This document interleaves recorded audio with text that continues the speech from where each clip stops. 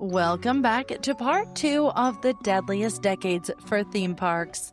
Last week, we climbed into the early 1900s, when amusement parks were still figuring out whether safety rules were, important.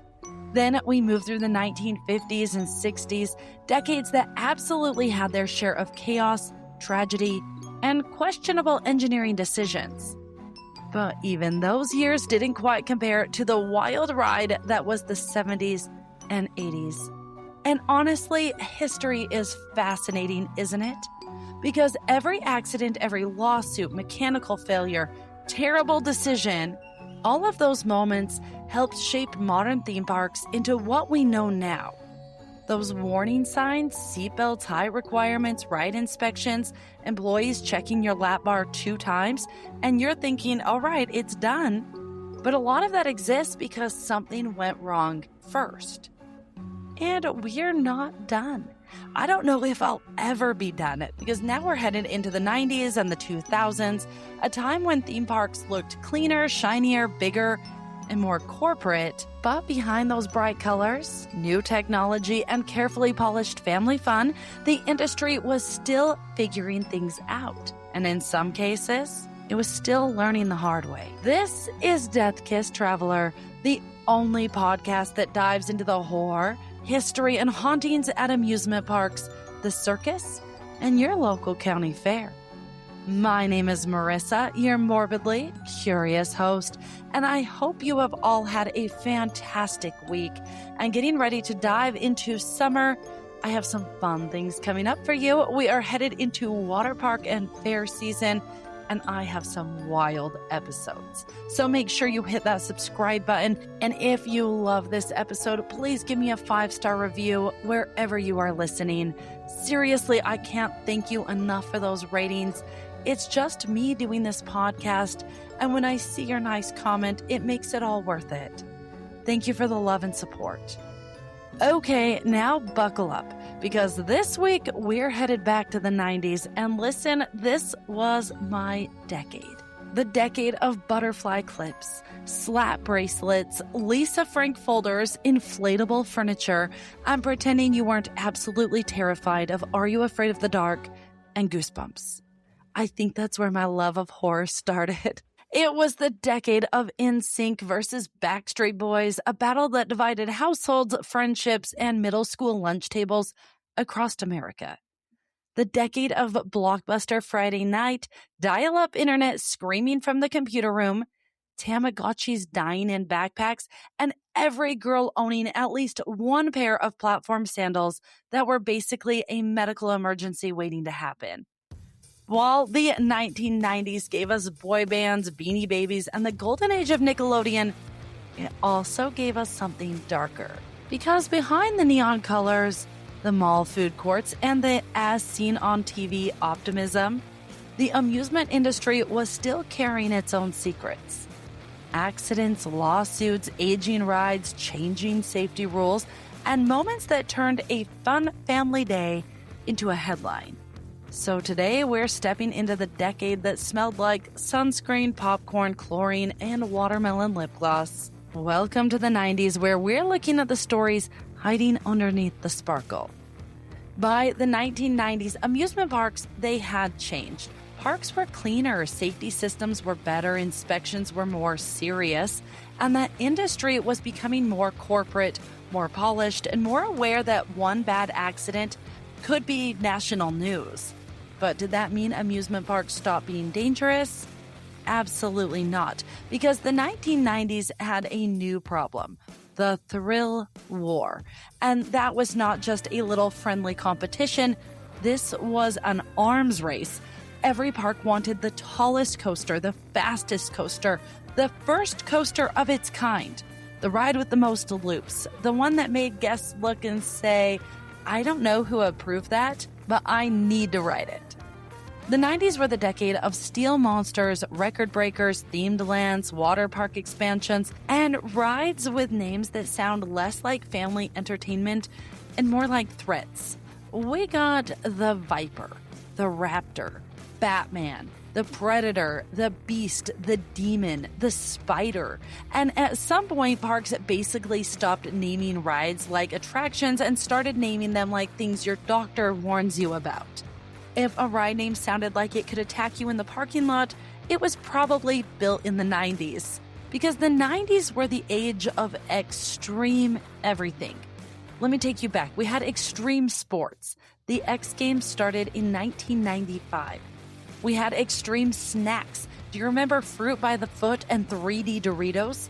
And we can't leave out extreme neon windbreakers. So, of course, amusement parks had to become extreme too. This is the decade when steel coasters really took over the skyline. And instead of old wooden tracks rattling like haunted furniture, parks were building smooth steel machines that could flip riders upside down, suspend them beneath the track, launch them forward, and make them feel like they were flying. And honestly, it's amazing. But behind the fun, the industry was also learning some very hard lessons. Because when rides became more complex, the way they could fail became more complex too. It was no longer just the wooden track is old, or the brakes didn't catch, or someone forgot to check the chain. Now it was sensors, control systems, hydraulics, restraints, computerized ride cycles. Those high-speed launches were created, and maintenance procedures that had to be followed exactly. The 1990s gave amusement parks a more modern look, but it also made one thing very clear. Modern doesn't mean impossible to fail.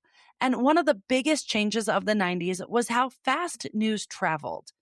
In those early decades, a local ride accident might stay local. A small town fair accident might get a newspaper paragraph and then disappear. But by the 1990s, local news cameras were everywhere. National news could pick up a story quickly. And suddenly, if something went wrong at a theme park, people across the country could hear about it, which meant parks had more pressure than ever to prove that they were safe. Water parks were also booming during this decade. You have wave pools and speed slides, those lazy rivers and raft rides, tube rides, family raft rides. And let's be honest, water parks have always had a slightly unhinged energy because at a regular theme park, you are strapped into a machine. And at a water park, you're barefoot, half blind from sunscreen getting in your eyes, and you're carrying a giant tube walking on burning pavement. And you are trusting that gravity and chlorine have your best interests. That's not a safety system. It's a vibe I love, but it is a vibe, and the 90s water parks, they just kept growing. More slides, bigger wave pool, more guests, and they needed more lifeguards because it was more chances for things to go wrong. Yes, the industry was improving, but the crowds were growing too, and the bigger the parks got, the more complicated safety became. Because amusement park safety is not just about the ride. It's about the operator, the maintenance team, the guest, the weather, the restraint, the evacuation plan, or the emergency response. And that's what makes the 1990s feel different from the earlier decades. The danger wasn't always obvious. The rides looked newer, cleaner, and better. Employees' uniforms matched, but under all that polish, accidents still happened. A guest climbed into a restricted area, a restraint wasn't used correctly, a ride operator missed something, or a water attraction just became overwhelming. And that's because these parks were now massive entertainment machines. Every incident became part of a bigger question. How safe is safe enough? Because by this point, guests expected parks to be thrilling, they wanted to be scared, but they didn't want to die, not like the early 1900s. They wanted to look at a coaster and say, there is no way that thing is legal, but they wanted to get off of it safely. But accidents didn't disappear. They just evolved. And that's what makes this decade so important, because the 90s were something else. They were the decade where amusement parks started to look modern, but they were still learning how to manage modern risk. And honestly, that's what makes them kind of fascinating, because the 90s gave us some of the coolest rides ever built. But it also reminded us that no matter how shiny the coaster track is, how futuristic the restraint looks, the real danger is usually hiding in the details. And when those details line up the wrong way, the decade of neon, steel, and extreme thrills can turn dark real fast. So welcome to the 90s, where the decade of amusement parks grew up, put on better branding, built bigger rides, and occasionally looked at common sense and said, cute, but let's make it taller. And we have to talk about two incidents in the 1990s. On June 2nd, 1997, at Waterworld USA in Concord, California, one of the worst water park accidents of the decade happened on a slide called the Bonsai Pipeline. And the name alone tells you this was not supposed to be a gentle float and wave at grandma type of ride. This was a tall, fast water slide. The kind of attraction that looks fun from the ground, but once you're climbing the stairs, you start making silent negotiations with whatever higher power you've ever heard of. On this day, there was a group of Napa High School seniors that were at Waterworld USA for a pre-graduation outing. It was supposed to be one of those perfect end-of-school-year days.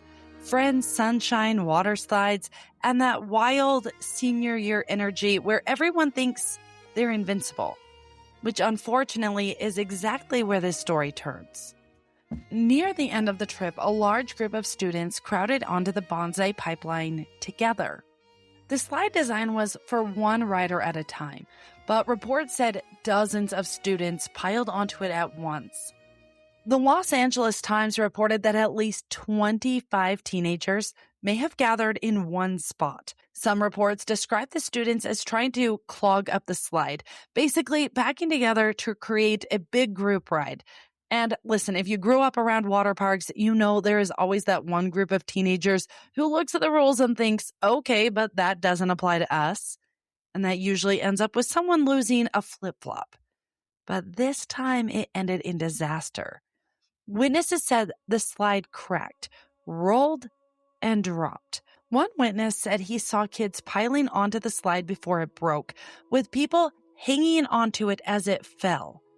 The collapse, it happened fast. There was a loud cracking noise, the slide gave way, and teenagers were falling through open air, bodies hitting concrete, dirt, landscape, and wooden supports below. The Los Angeles Times also reported one student killed and 32 teenagers injured, with as many as 16 seriously injured.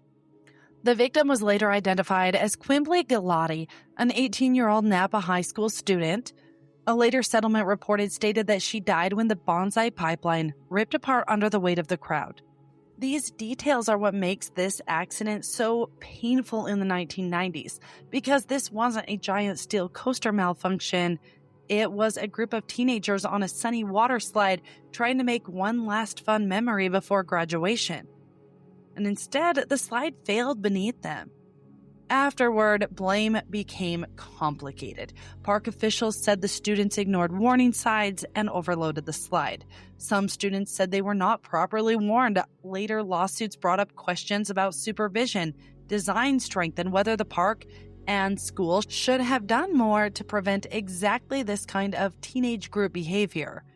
The wrongful death case involving Quimbley Galati's parents ended in a $1.7 million settlement, and defendants admitted no wrongdoing. And that's the thing about amusement park accidents in the 1990s. They weren't just mechanical failures. Somehow they were the perfect storm of guest behavior, park supervision, ride design, teenage confidence, and one terrible moment where physics said, I'm in charge now.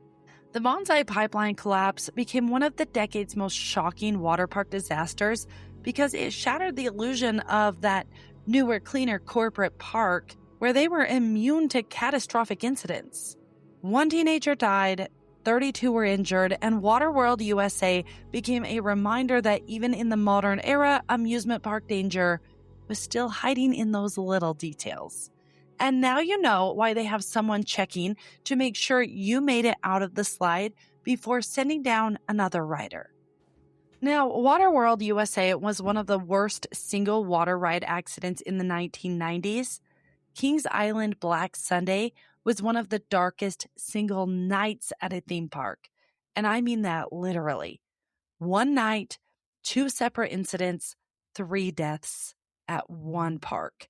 This happened on June 9th, 1991 at Kings Island in Mason, Ohio, just outside of Cincinnati. Kings Island was not some small local fair. This was a major American theme park, home to famous coasters, themed areas, family rides, and the kind of summer night atmosphere people dream about all winter long. The lights are glowing, the music's playing, teenagers are running from ride to ride. Families are trying to squeeze in one more attraction before leaving. That is what makes Black Sunday so eerie, because nothing about the night looked doomed from the outside. It looked normal. And then, in the span of roughly an hour, everything changed. The first incident happened near the park's Oktoberfest area, close to a pond by the German beer garden. According to the contemporary Deseret News report, 3 people apparently suffered an electrical shock near that area. William Heathcote and Daryl Robinson were both 20 years old, and they died immediately. Robertson was a park employee. Timothy Benning was 22 years old, and he was hospitalized. The details are haunting because the first death came from somebody trying to help. Reports from the incident describe it as a guest entering the pond area, others attempting to rescue, and then multiple people being shocked. It is one of those nightmare scenarios where instincts take over, someone's in trouble, people rush in, and suddenly the rescuers are in danger too. This was just in a landscape area in a pond. It's not supposed to be dangerous. It's supposed to be just background scenery. But that night it became deadly. And while the park was still dealing with that emergency, a second tragedy happened. This one was on a ride called the Flight Commander. Flight Commander had opened in 1990, just 1 year earlier. It was an Intamin flight trainer ride with 22-person capsules rotating around a tower. Riders could use joysticks to raise, lower, and even flip their capsules at heights of up to 60 feet. In other words, it was very 1990s. This wasn't just a ride, it was a little personal aircraft experience. Congratulations, you're both the pilot and the problem kind of attraction. Guests sat in those little capsules that spun around the central tower while they controlled some of that movement themselves.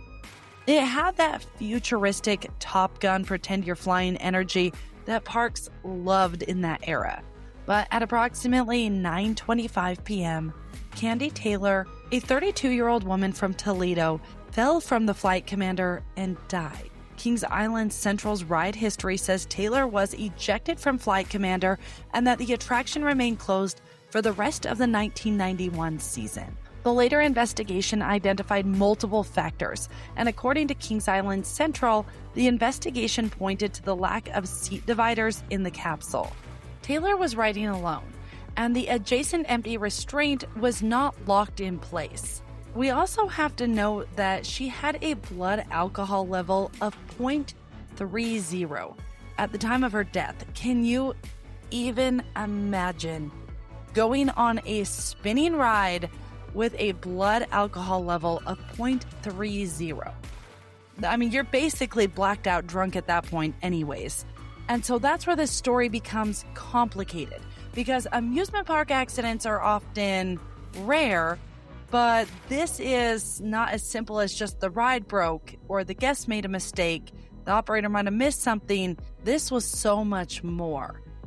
After the death, the Flight Commander reopened in 1992 with some safety modifications.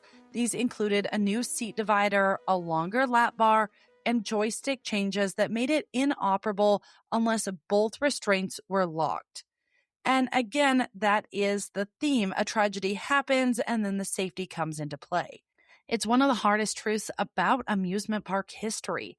So many improvements arrived only after something terribly goes wrong. Black Sunday stands out because it was not one accident. It was 2 separate disasters on the same night. 2 men died after an electrical incident. 1 woman died after falling from a ride. And another man was hospitalized, and that left the entire park with a night that would never feel normal again. By the 2000s, amusement parks had officially entered the modern age. The rides were sleeker, the theming was bigger, the restraints looked more secure, the warning signs were impossible to miss. And the parks themselves were no longer just fun local spots. They were brands, massive, polished, multi-million-dollar entertainment machines. And this was the decade of mega coasters. Launch systems, vertical loops, giant water rides, immersive dark rides, and theme parks that no longer wanted to just entertain you. They wanted to swallow you whole. The 2000s were fun. I was a teenager in the 2000s. This was the era where parks looked at a roller coaster and said, could we make it taller, faster, smoother, louder, and give it a soundtrack? And someone in the meeting said, only if it exits through the gift shop. I loved it, and it was the peak of modern theme park confidence. Everything had a brand, everything had a height requirement and those warning signs, and every ride name sounded like it was either a superhero movie or a weather emergency or a medical diagnosis. You had the Top Thrill Dragster, Accelerator, Millennium Force, King Dakar, Expedition Everest, or the Storm Runner. By this decade, every ride had 3 warning signs, 2 restraint checks, a safety video, and still somehow a name that sounded like it wanted you dead. But that's the point. Amusement parks had learned to sell fear beautifully. And modern rides were safer in so many ways. They did have the better restraint systems, computer controls, evacuation procedures, maintenance standards. Guests were being watched by cameras at this point at all times. Rides were monitored by sensors, operators had checklists, and parks had entire departments dedicated to safety. And yet, the 2000s still had tragedies, because as rides become more advanced, the risk becomes more complicated. It wasn't always a simple, the brakes broke situation anymore. Now it could be a ride sensor, the hydraulic launch system isn't working, a medical emergency, so much more could go wrong. And that's what makes the 2000s really interesting. The parks, they looked safer than ever. I remember as a teenager thinking nothing could go wrong. But the rides were also pushing harder than ever. And one of the biggest symbols of this decade was the launch coaster. Instead of slowly climbing a lift hill, some rides now blasted riders forward at terrifying speeds. No click, click, click anymore. It was time to rethink your life choices way faster. This is the era where amusement parks discovered that people would absolutely wait 2 hours to be launched into a panic attack. Parks were obsessed with acceleration. The question wasn't just how tall it was now how fast can we launch you? How quickly can we reach that top speed? And can we send you straight up or straight down? And when everything worked, it was incredible. But when something failed, it was national news. And that brings us to one of the most famous 2000s ride incidents, and it was on the Top Thrill Dragster at Cedar Point. Top Thrill Dragster opened in 2003 at Cedar Point in Sandusky, Ohio. And at the time, it was one of the most extreme rides in the world. It launched riders from 0 to 120 miles per hour in seconds. And it shot them up a 420-foot tower before dropping them back down. It was not just a coaster, it was a dare with wheels. It was the kind of ride that made people stand underneath it and say, absolutely not. And then 10 minutes later, they got convinced to go on it and they were standing in line. In 2004, a metal cable on that ride shredded during launch. And it injured riders when debris struck them. The injuries, they weren't fatal, but the incident became a major reminder that even the newest, flashiest ride could have dangerous mechanical failures. And that ride now was all over social media. Do you remember the video of it with the cable and the wires smoking all over the man and his son? I do. Another major 2000s Disney case came from Disney's Mission Space at Epcot. Mission Space opened in 2003, and it simulated astronaut training using spinning centrifuge technology to create intense forces on riders. It was immersive, futuristic, And not really Disney at the time, but Disney made space travel feel like an attraction. But unfortunately, in 2005, a 4-year-old boy died after riding Mission Space. And in 2006, a 49-year-old woman also died after riding it. Investigations didn't find ride malfunction in those cases, but the deaths raised major questions about intense ride experiences. Now, medical risk, motion sensitivity, and how parks communicate warnings to guests. And so that's kind of another key theme to the early 2000s was not every tragedy came from a broken ride. Sometimes the ride worked exactly how it was designed, but the experience itself was too intense for certain riders, especially those with unknown medical conditions. It could be dangerous. And that kind of created a new safety conversation, not just is the ride maintained, but who should be riding it? Are the warnings clear enough? Do guests understand the forces involved? Can a theme park make something too intense, even if it technically works? So, for some guests, especially people with unknown heart conditions, blood pressure problems, neurological issues, even motion sensitivity, or any other risk, these rides could become dangerous in a completely different way. Not because the machine broke, because their body did. That's why modern ride entrances are covered in warnings. So, funny thing about me is that I love roller coasters, but I do look at those warning signs and think, what if I actually do have an underlying condition that I don't know about? I feel healthy, but am I actually really healthy? I know I'm a strange person. That's why I have this podcast. So the question of the early 2000s wasn't, will the ride survive the cycle? It became, will the rider survive the cycle? And then there were accidents involving guest behavior in restricted areas. In 2008, at Six Flags Over Georgia, a teenager was killed after entering a restricted area. The teenager entered the restricted area after his hat fell off. And unfortunately, he got his hat, put it on, stood up, and was decapitated. That tragedy happened because the guests crossed into a dangerous area where no person should ever be while the ride was operating.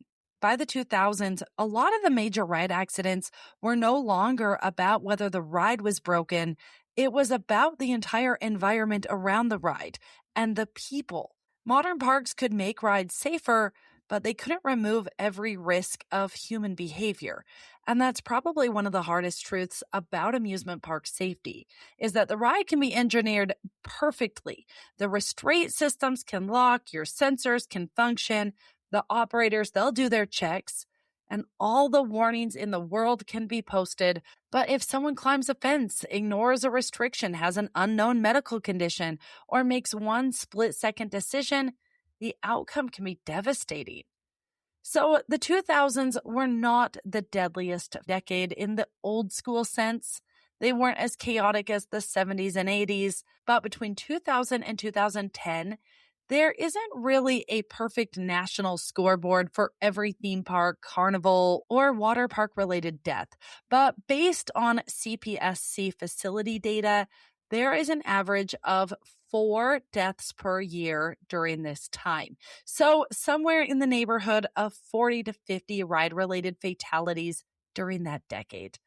And that number does get messy fast because we can talk about fixed theme parks, traveling carnivals, water parks, medical events, and they're not all tracked. So roughly 4 deaths a year, 40 to 50 fatalities. By the end of the 2000s, parks were safer, smarter, and more advanced than ever before. But the thrill war, they hadn't stopped. In fact, it was only getting bigger. And that leads us into the 2010s because by the 2010s, amusement parks had entered a completely new era, the era of lawsuits. I'm joking. Kinda. Now, the parks have sensors, computer systems, cameras everywhere, operation manuals, maintenance logos, state inspections, corporate safety departments, and enough warning signs to make you question every decision you've ever made before stepping into that queue. This was the era where rides got safer, but somehow they also got taller, faster, wetter, spinnier, and more emotionally aggressive. The modern theme park had become sleek, branded, and highly engineered. But here is the eerie part. The accidents didn't disappear, they just changed. The 2010s and 2020s became the era that when something happened, it went viral within minutes. Every guest has a phone, they have a witness and a video, a news helicopter is in the air within minutes, and then a lawsuit's filed or a documentary was made. And by morning, the whole world knew the ride's name, where it was, what happened. This is the era of visibility.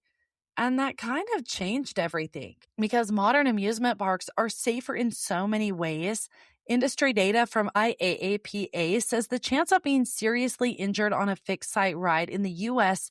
is about 1 in 15.5 million. That is incredibly rare, but when it does, and it's not impossible, everyone is documenting it. And the last 16 years prove that when amusement ride accidents happen now, they fall into categories of design flaws, maintenance failures, operator decisions, guest behavior, medical emergencies, or safety systems being bypassed, misunderstood, or not strong enough. And some of the worst cases become defining tragedies of the modern amusement era. One of the biggest was at Varruckt in Schlitterbahn, Kansas City. I did an entire episode on this, and I think it's one of the most horrific accidents I think I've ever covered. Varruckt. The name literally means crazy or insane. So right away, we're off to a subtle start. Varruckt opened in 2014 and was promoted as the world's tallest water slide, standing at 168 feet tall. And it was sending riders down at speeds that could reach about 70 miles per hour. It was part water slide, part roller coaster, part who approved this in a meeting. The deep dive on this is wild, but it was featured on a documentary, and the testing didn't go well. But they opened it anyways. And unfortunately, on October 7th, 2016, 10-year-old Caleb Schwab was killed while riding it. His raft went airborne on the second hill, and it struck part of the overhead netting structure. He was riding with two women, and they were seated behind him. Both of them were also injured. He was decapitated on the ride. Investigators later reported raising serious concerns about the ride's design, testing restraints, and the netting system itself. This accident was horrifying because it hit almost every modern fear at once.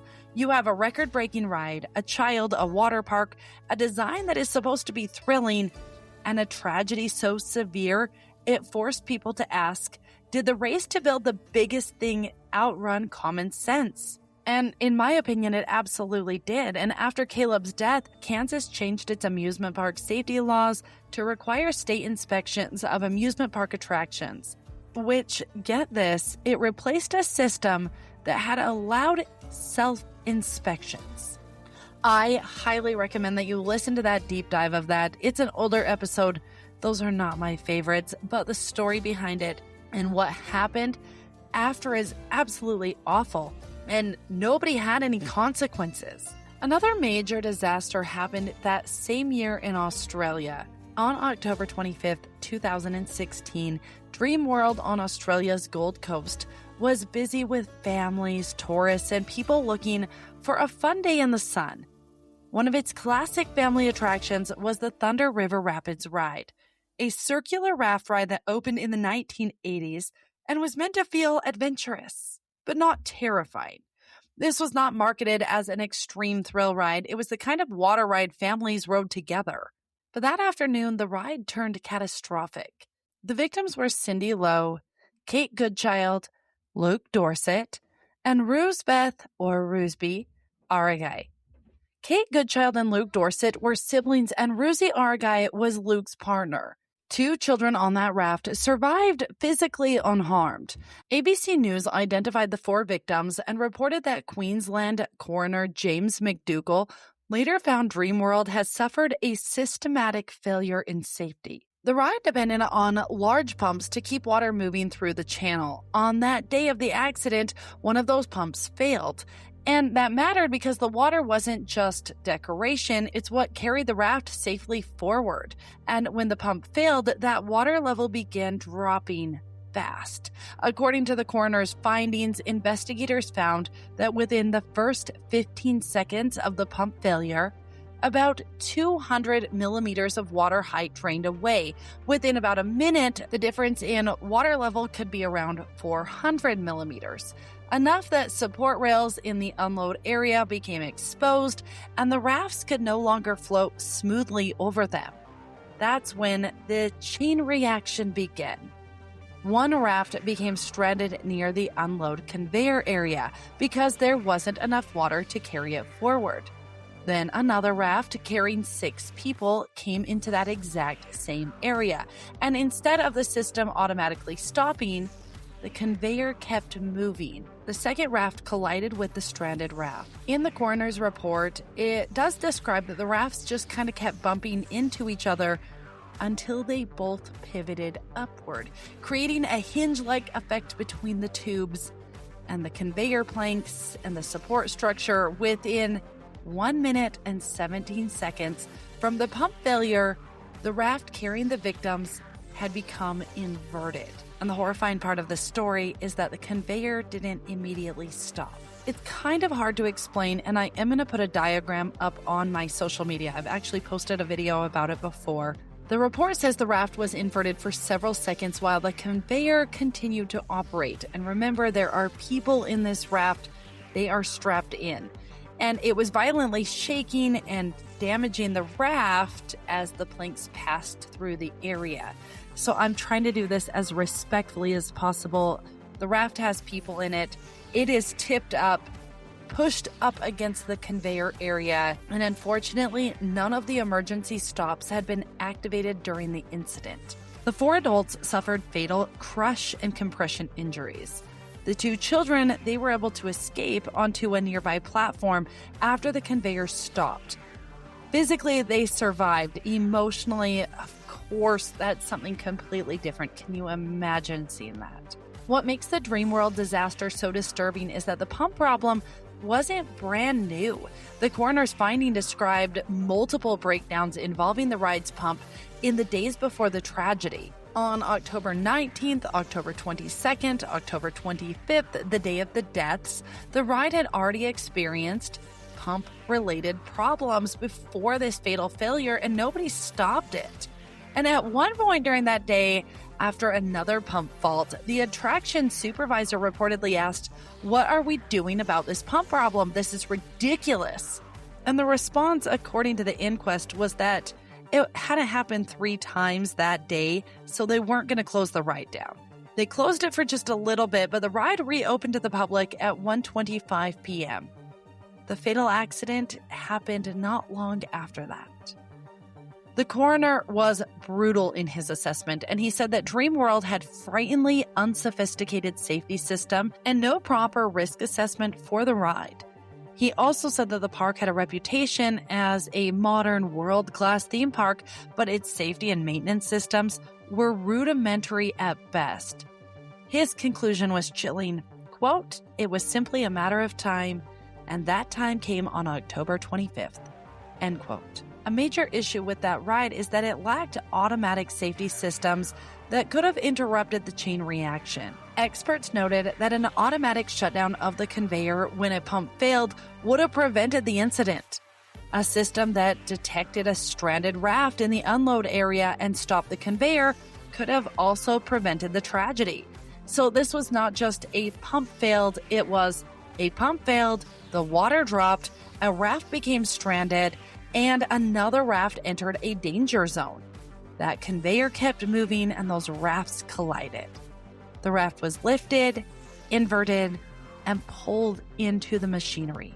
After the disaster, the Thunder River Rapids ride, it never reopened. Thank goodness. Dreamworld's parent company was later referred for possible prosecution, and in 2020, the company pled guilty to safety and charges and was fined 3.6 million Australian dollars.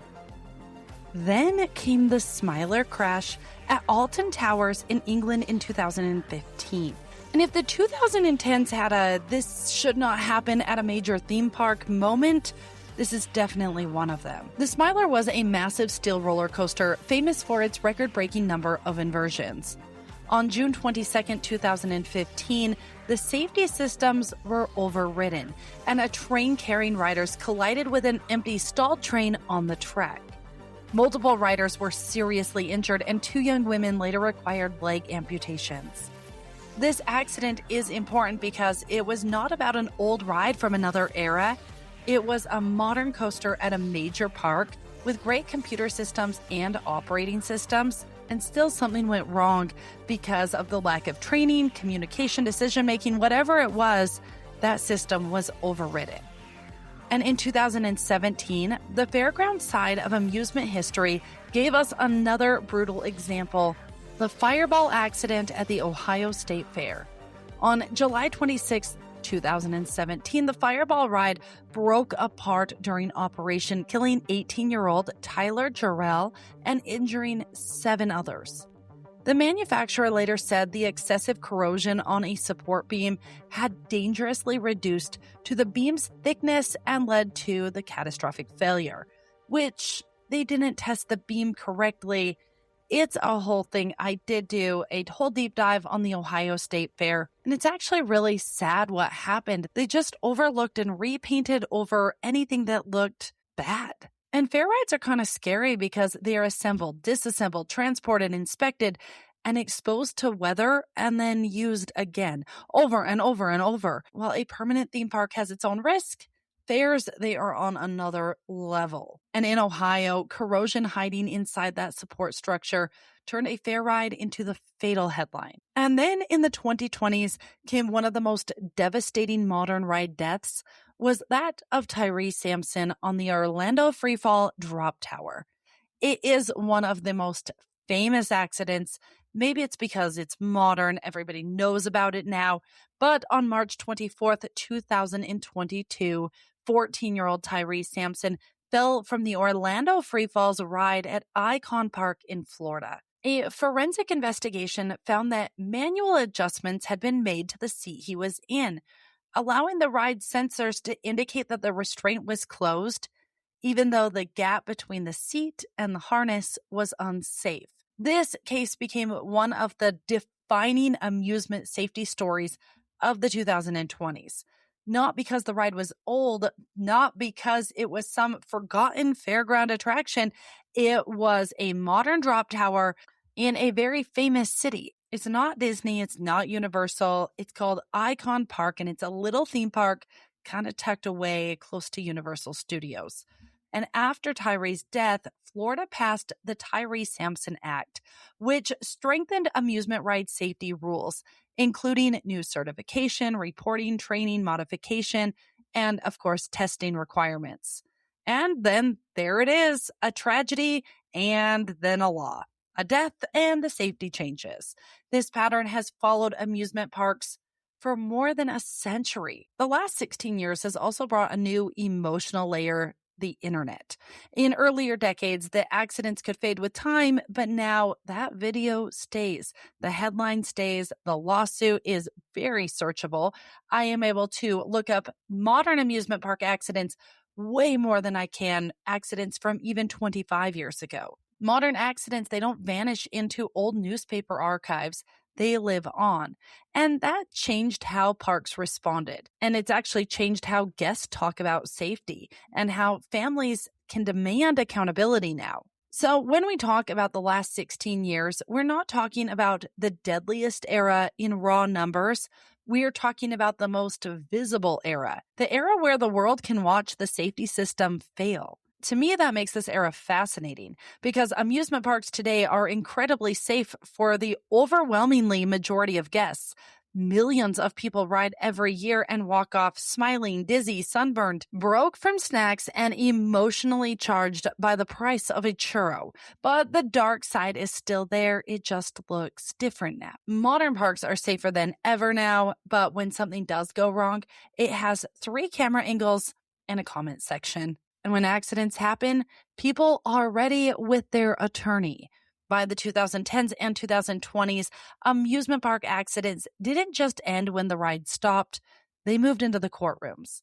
Families sued, regulators investigated, companies were fined, safety laws changed, and suddenly the aftermath of a ride accident became almost as important as the accident itself. Tyrese Sampson's family sued after his 2002 death at Icon Park, and they settled in 2023, and in 24, a jury awarded the family $310 million, and that was against the Australian ride manufacturer.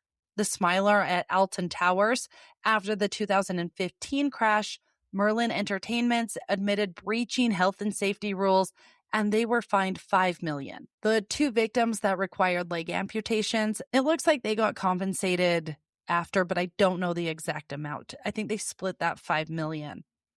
And let me be clear, I'm not saying victims and families shouldn't be compensated for deaths. If a park is negligent, there should absolutely be accountability. But in this modern era, even smaller accidents can turn into lawsuits. And sometimes from the outside, it can look like every slip, fall, bruise, or a bad day at a theme park has the potential to become a payout. I think some people look at an amusement park accident like a cash cow. It's kind of sad, and honestly, you probably won't win. Theme parks have better lawyers than you do, and unless it was really bad and it was actually the park's fault, you have nothing to stand on. As some of you know, I am a travel agent. So before you go ahead and cancel your Disney trip, let's be fair. Modern theme parks are statistically very safe. You are far more likely to leave the park sunburned and broke than injured on a ride. But safe does not mean accident-free. In modern North America, fixed-site amusement parks, that is the theme parks that are permanent to the ground, there is about 1,500 ride-related injuries a year. Most of them are not serious. It's kind of bumps, bruises, sprains. I made a bad choice on a spinning ride after eating nachos, or I didn't drink enough water while I was standing outside in the heat. But just over 100 injuries a year are considered serious. And that's where the story kind of changes, because the odds are extremely low for each rider. Millions and millions of people board these rides every single year, scream their heads off, question their existence, and walk off completely fine. But when something does go wrong, it becomes more than a bad day at the park. It becomes a report and a lawsuit and a safety review, which then leads to a new warning sign and sometimes another dark little chapter in amusement park history. I do need to say, though, these numbers do not include traveling fair, carnival rides, water parks, even a parking lot wipeout. They are medical emergencies that happen somewhere on a theme park property.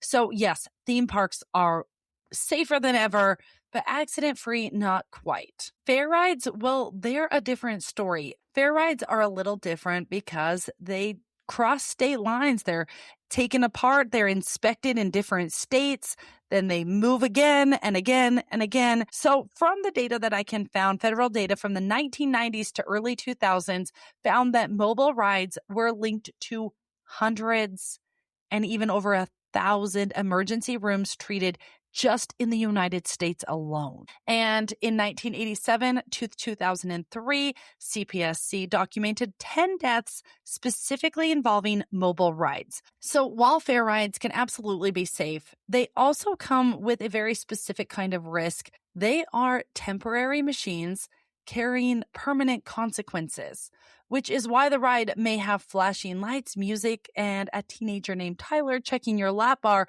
But somewhere under all that carnival magic is a machine that has been assembled, disassembled, hauled, and reassembled more times than anyone in line is thinking about. And water parks, well, they deserve their own category because they're not quite theme parks, not quite pools, and not quite fairs. They are their own slippery little universe of chlorine, concrete, bare feet, and physics. The risks are different. Roller coasters, they lock you in. The fair straps you down, but a water park says, here's a tube, good luck. So there is an older estimate that about 3,000 people a year go to the emergency room from a water park, while the broader estimate is actually closer to about 4,000 a year. But those numbers can be messy because some reports count on only water slides, while others include pools, wave pools, the lazy river, splash zones, and other water attractions. And then there's drownings. Unfortunately, drownings happen, and it's not always dramatic. It doesn't look like the movies. It can be fast, quiet, and very easy to miss. When my oldest son was about 5 years old, he jumped into a pool without me knowing, and there was no splashing. There was nothing. All of a sudden, I turned around, and his little eyes were just staring up out of the water at me. It was horrific. I'll never forget it.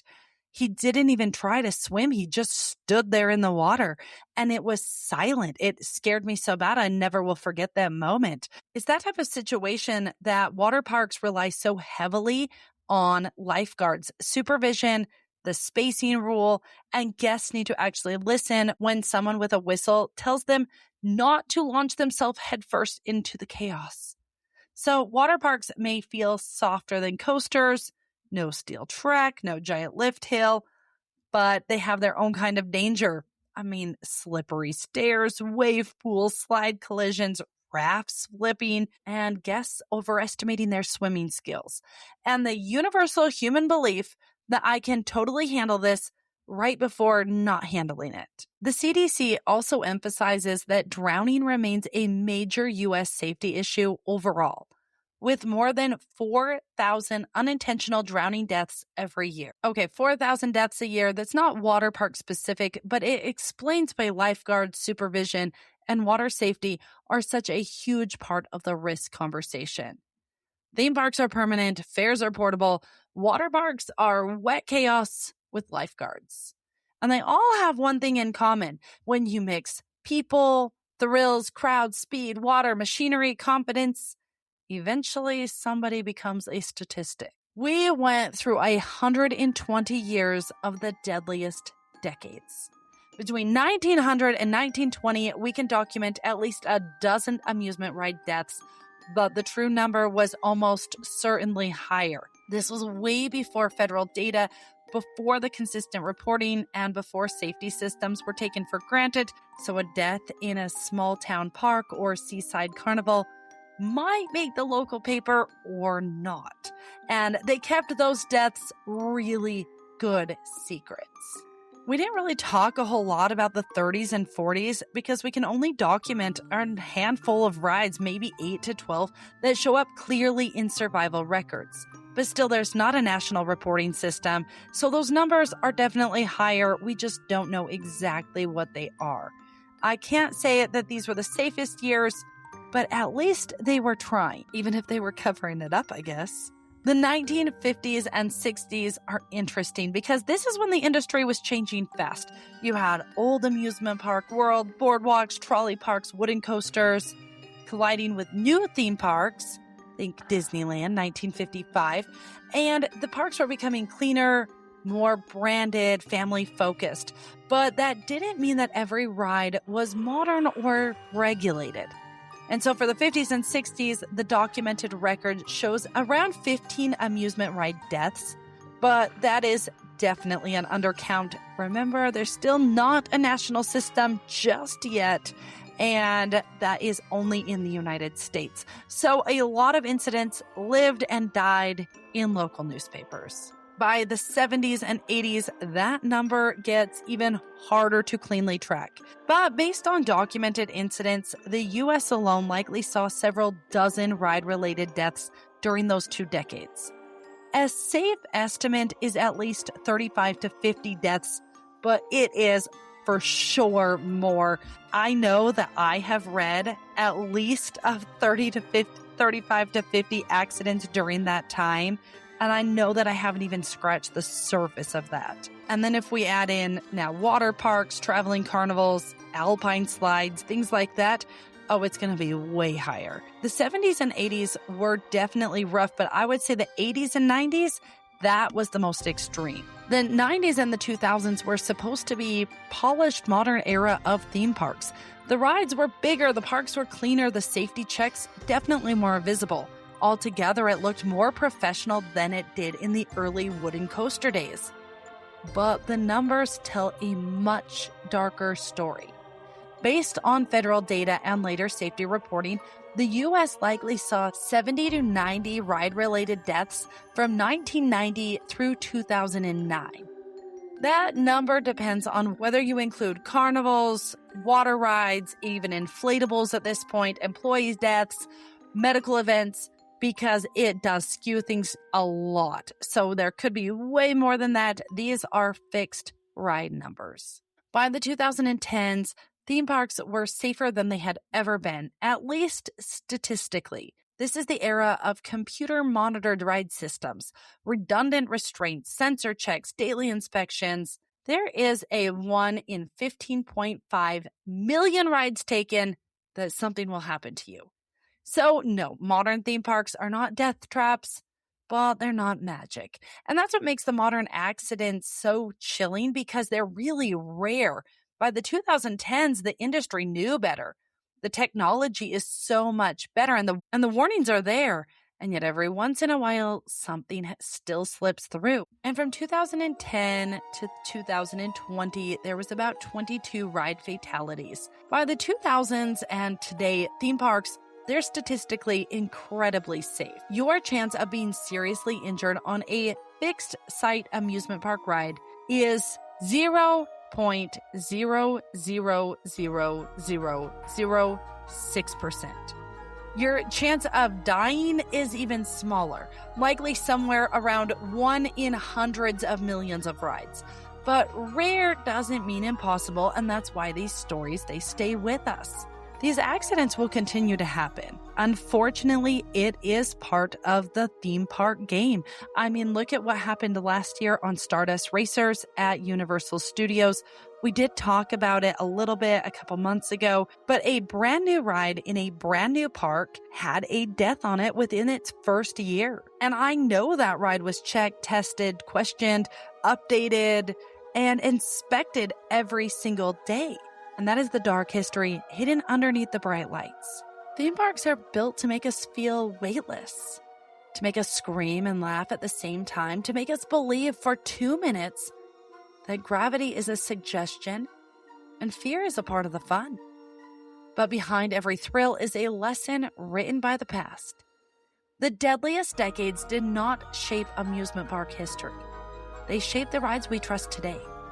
So next time you hear that familiar click of a restraint locking into place, or a ride operator pulls your harness one extra time, or the next time you roll your eyes at the safety announcement you've heard 1,000 times, remember this: those rules were not written by lawyers alone. They were written by tragedy. And at Death Kiss Traveler, that's exactly where we keep looking. Past the popcorn, past the painted signs, past the flashing midway lights, into the stories the parks would rather leave behind, because the places that bring us joy sometimes hold the darkest secrets. Thank you for listening to this episode of Death Kiss Traveler. Did those numbers surprise you? Tell me in the comments, and I will see you next week as we take a splash into the dark side of some of the most famous theme parks. I will see you next week. This podcast is written, researched, and recorded by me, Marissa. Produced by Sunkissed Traveler, the travel agency that takes the stress out of planning a vacation. Whether you want a deal to Mexico, a Caribbean cruise, or how about a theme park, Sunkissed Traveler takes care of all the details. Visit sun-kissedtraveler.com or see show notes for details.